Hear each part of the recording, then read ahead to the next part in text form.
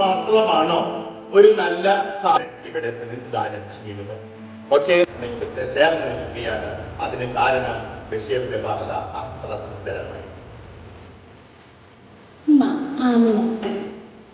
നാരായണി പൊൻകുരിശ് തൊമ്മ എന്ന പേര് കിട്ടിയത്.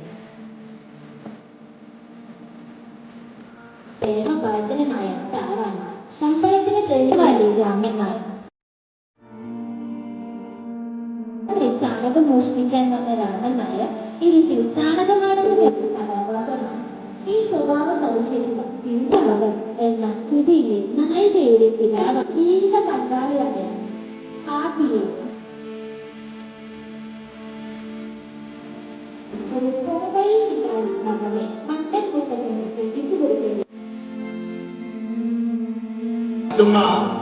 തന്റെ ഏറ്റവും മൂത്ത സഹോദരിയാണ്.